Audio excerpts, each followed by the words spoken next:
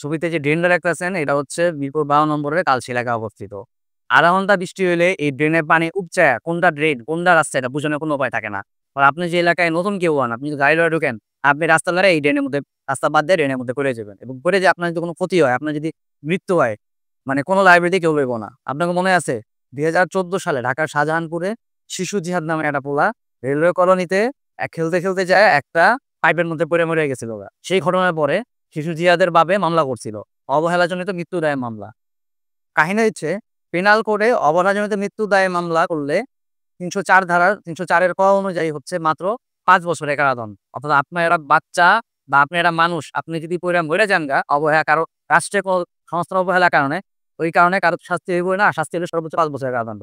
শিশু জিহাদের ঘটনায় কারো শাস্তি হয় নাই গা। এরপর সিসিবি ফাউন্ডেশন একটা রিট করছিল। ওই রিটের পরে তার বাপ মারে ২০ লাখ টাকা একটা ক্ষতিপূরণ দেওয়া হয়েছিল। কিন্তু ক্ষতিপূরণটা কে দিছে? রেলওয়ে দিছে। রেলওয়ে দিছে কার টাকা থিকা? রেলওয়ে পকেটের টাকা থিকা? রাষ্ট্রের টাকা থেকে রেলওয়ে ক্ষতিপূরণ দিছে। অথচ দায় ছিল কাগো? যেই প্রকৌশলী, যেই ঠিকাদারি কোম্পানি এই কাজগুলা করছে, অবহেলাগুলা করছে, ও শাস্তি হয় নাই কারো। সব বেকসুর খালাস হয়ে গেছে গা। ২৯ জুলাই এই বছরে ২৯ জুলাই ঢাকার টঙ্গীতে এক মহিলা ম্যানহোল মধ্যে পইড়া মরে গেল বৃষ্টির মধ্যে। ৩৮ ঘন্টা পরে যায়া তার লাশ উদ্ধার হইছে এক বিলে যায়।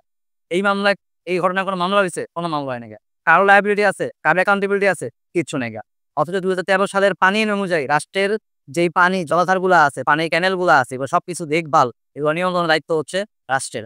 ঢাকা সিটির মধ্যে ওয়াসা এবং সিটি কর্পোরেশনের দায়িত্ব হচ্ছে এই ড্রেনগুলা, পয় নিষ্কাশন ব্যবস্থা এবং রাস্তা এগুলা দেখভাল করা। অথচ এটি নিয়ে কোনো প্রকারের অ্যাকাউন্টেবিলিটি নাই, কোনো লায়াবিলিটি নাই। রাষ্ট্রও দেখে না এটিরে।